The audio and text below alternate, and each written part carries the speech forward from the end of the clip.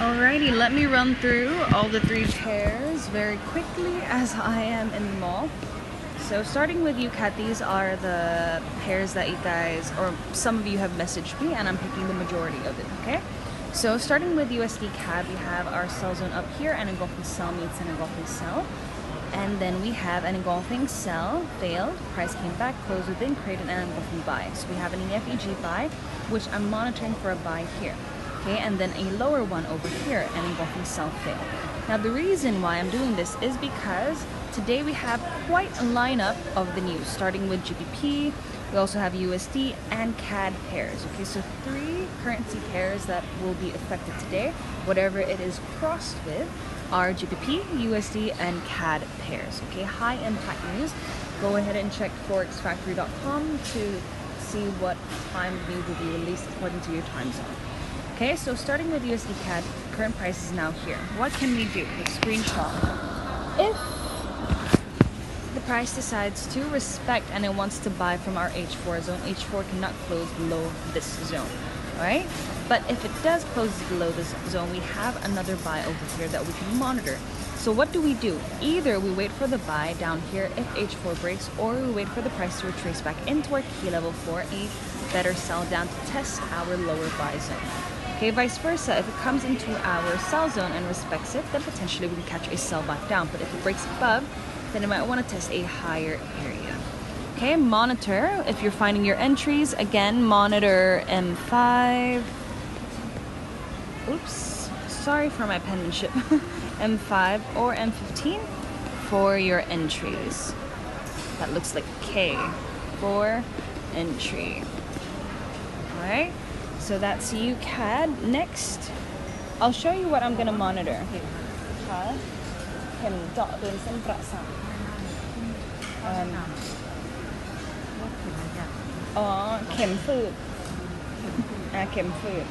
Okay, so now for USD CAD, I'm going to be monitoring.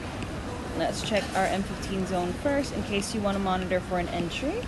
On M15 we have this EFEG buy. You can already press buy since this opened over here, or if you want to get a sharper entry, just monitor M5. But mind you, it might not retrace back, so it's completely up to you how you manage your account.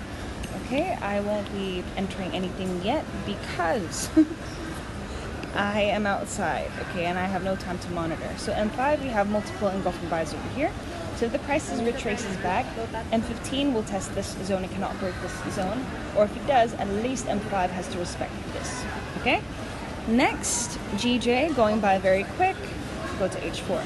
GJ is dropping down to test this buy zone. The reason why I'm marking this is because it's the closest buy zone to the current price. We have an engulfing buy over here that was respected by this wick.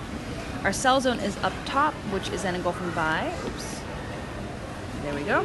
A buy that failed over here, okay, and in the process of failing created this engulfing sell. Alright, so current price is over here. Once again, what can it do? If it decides to respect our buy zone, then potentially we can look for buy setups in the smaller time frames, starting with M15 going down to M5. But if it breaks down below, it might want to test a lower area. Vice versa, if it comes into our buy zone and respects it, we can look for sell setups to sell down. But if it doesn't, if it does not create any sell setups in the sell zone, and instead you see multiple buy setups forming, then there's a likelier chance for H4 to reflect as, or come up to close above, right, if that happens. But it will be risky if you enter a buy from there because the decision in the H4 has not been made yet. But you can, if you want to, you can scalp. But if you're a low risk trader like me, you can take or wait for the H4 before entering. Okay, so H4 has to break first before you enter from those buy zones. So you wait for the retracement into the key level for a buy back up. Now remember, please set your SLs, all right, especially for newbies.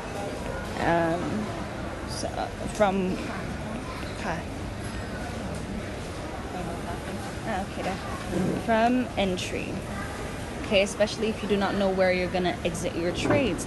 Last but not least, NZD/USD is dropping from our key level, but if it goes, it goes. Okay, if you already, for those who asked me to map out NZ to USD and you already have a sell running. If it's running for more than 20 pips, then you can set break even, okay? But mind you, because there will be news, high impact news later in the evening, sometimes the price might not go just yet.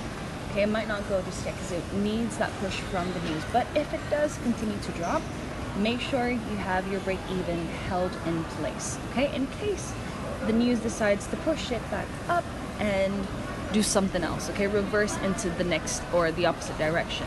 So engulfing sell meets an engulfing sell, then we have an engulfing sell failed over here meets a buy for the buy zone. Current price is here, so what do? We either wait for the price to come back in to our sell zone and respects that. If it does, we can look for sell setups. If it doesn't, then potentially it could break the zone, okay? So that is why I like to wait for the H4 to close first, because sometimes, even though there are setups, you will see the H4 sometimes breaking it, and it will be a long, strong candle like this. And when you zoom in, there's nothing, okay? So do not just enter at the key level, especially if you have time to monitor, okay? If you have time to monitor, okay? If it drops into our buy zone, then potentially we can look for buy setups if H4 does not break, okay? So that's it for the 3 pairs. For TPs, I set my TP1 at 20 pips, and the next is at my key level. But the 20 pips is a benchmark for me to set break even. So if you have those system, or it's kind of like me, you can adapt that. But if you are someone who the market still makes you nervous, especially for beginners, make sure to set it step by step. So 10, 20, 30 pips, 20, 40, 60 pips, completely up to you on how much you can hold for long without your emotions coming into play to that, okay? Or if you are someone who trades with the market structure, you can TP at the next highs or lows of that movement, okay? So that's it for the 3 pairs. Trade smart, trade wise, and I will talk to you soon.